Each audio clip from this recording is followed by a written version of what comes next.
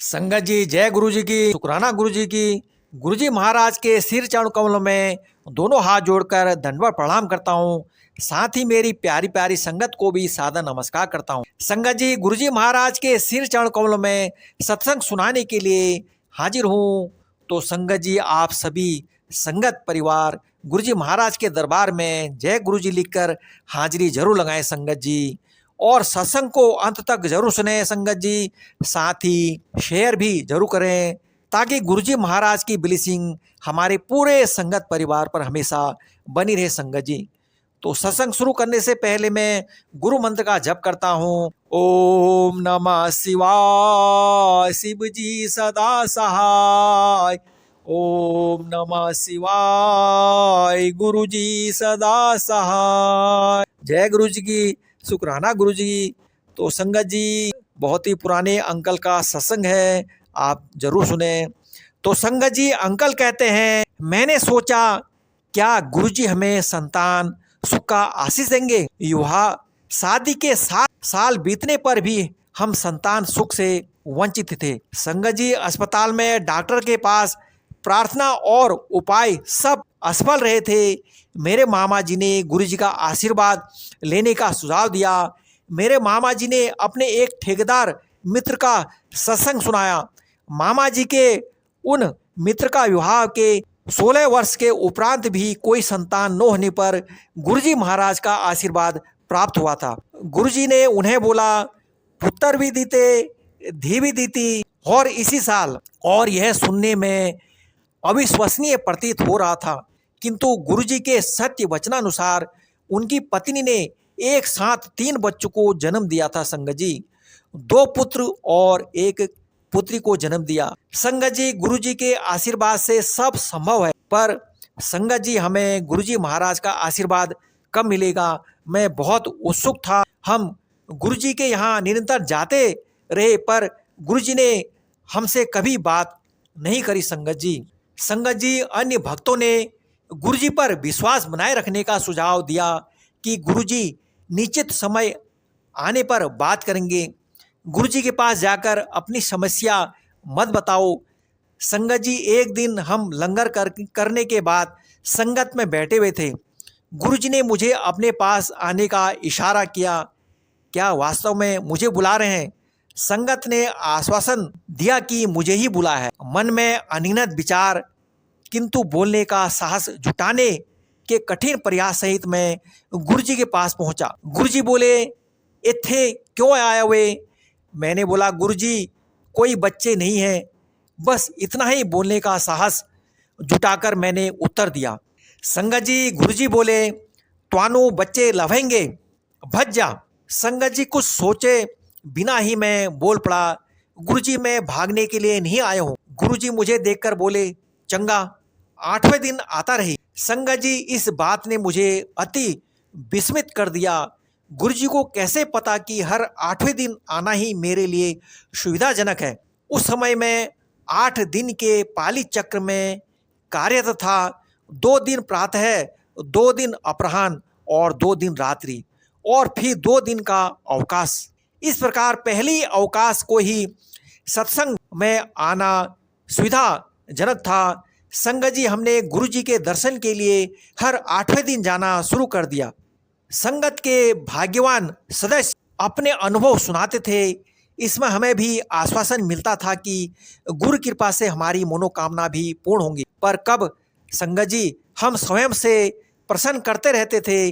अन्य समस्याएं हल हो रही थी। मेरी पत्नी का काम स्थायी हो गया था।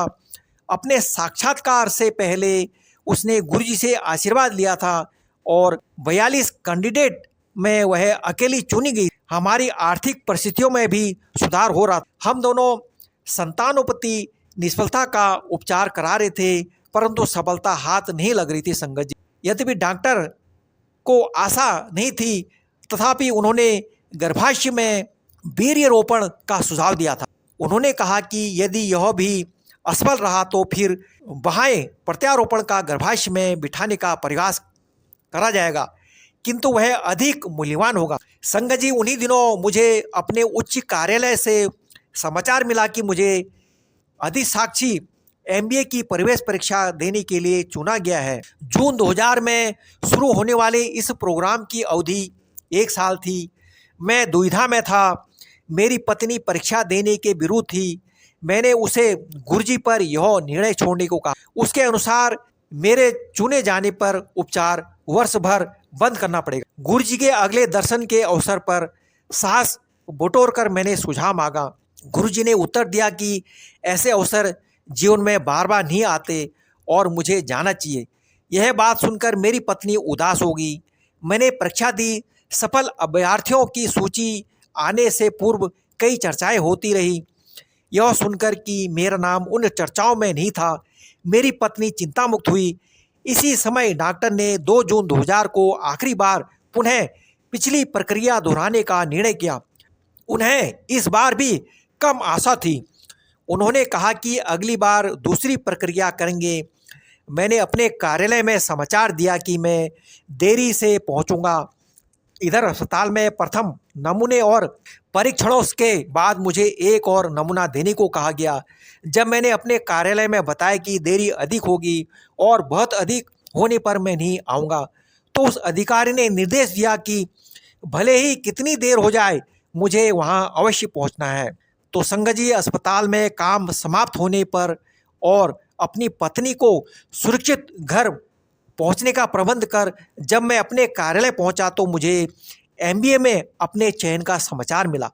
स्वीकृति देने के लिए 3 दिन का समय था। संगत जी, अगले दिन जब हम गुरुजी के दर्शन के लिए गए और मैंने यह समाचार गुरुजी को दिया तो संगत जी, गुरुजी मुस्कुराकर बोले, फिर तो कल्याण हो गया।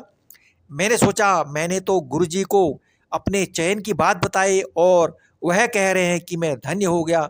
यह तो प्रत्यक्ष ही है। उस समय हम गुरुजी के तात्पर्य से अनभिज्ञ थे।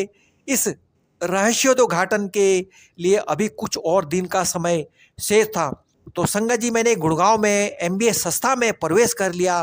प्रथम सत्र के बाद मैं घर गया। उसी संध्या को हम दर्शन के लिए गए। लौटते हुए मेरी पत्नी ने गर्भ परीक्षण उपकरण खरीदने को कहा।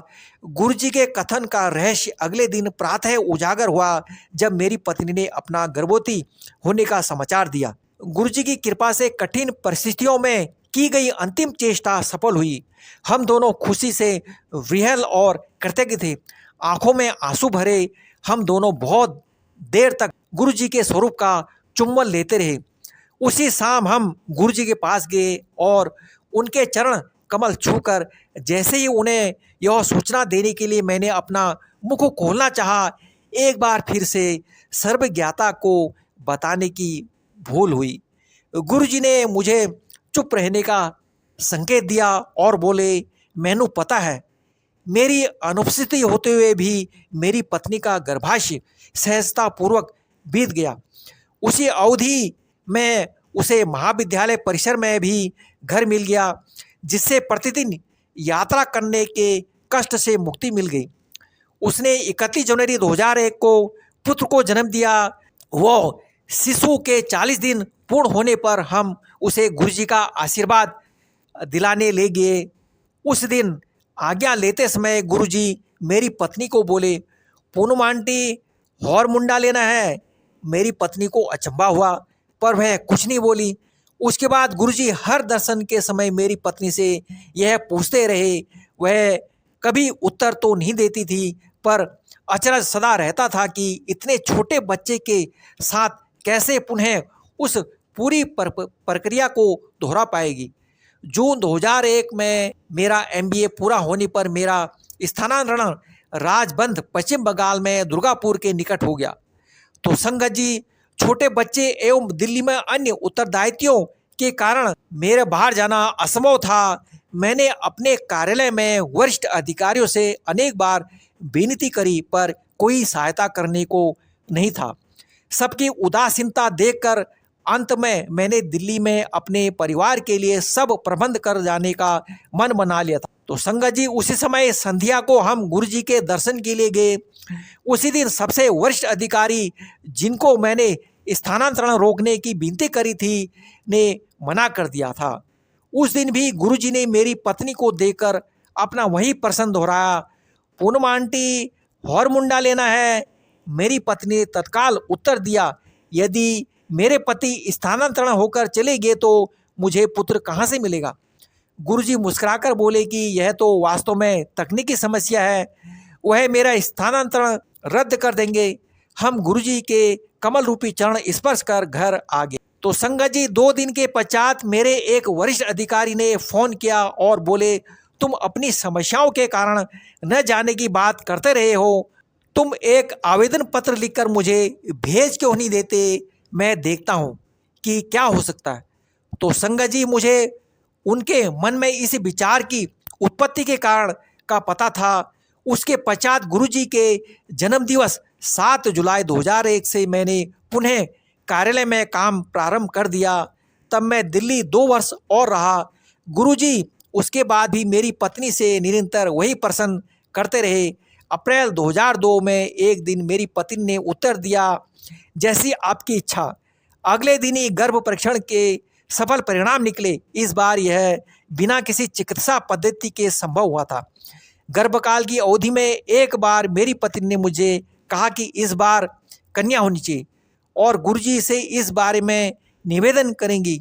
अगले दर्शन के समय वह गुरुजी के चरण स्पर्श करते समय कहने ही वाली थी कि गुरुजी पहले ही बोले, पहली बार मुंडिया ते दूसरी बार भी मुंडिया।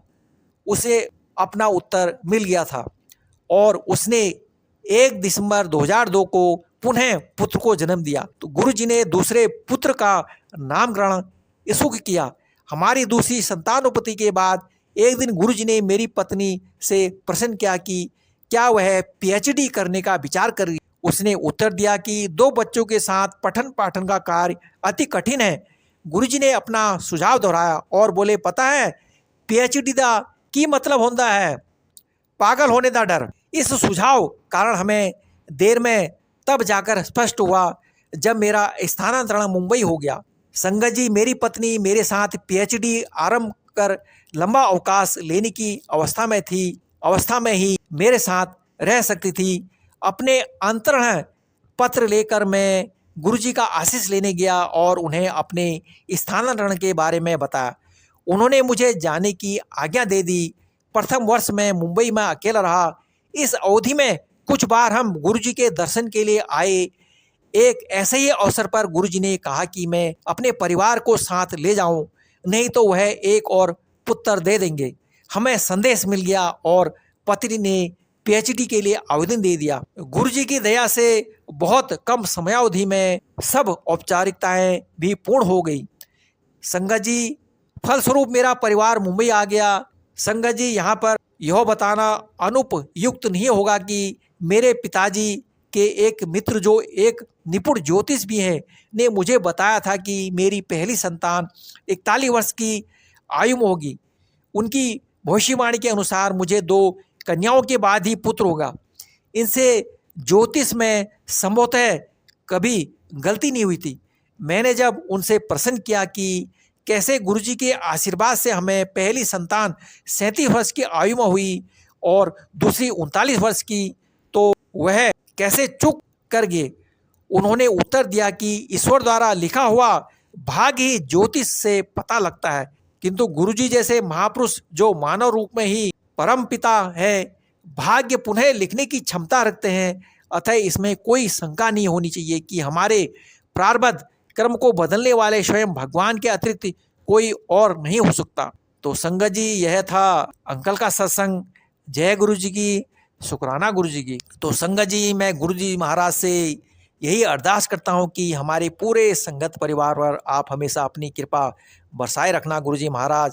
इसी तरह हमेशा अपने चरणों में लगाए रखना। इसी तरह हम सुख में दुख में आपका शुक्राना करते रहेंगे, आपकी असीम कृपा पाते रहेंगे। जय गुरु जी महाराज की, शुक्राना गुरु जी महाराज की। अब मैं मंत्र का जाप करता हूँ। ओम नमः शिवाय, शिव जी सदा सहाय। ओम नमः शिवाय, गुरु जी सदा सहाय। जय गुरु जी की, शुक्राना गुरु जी की।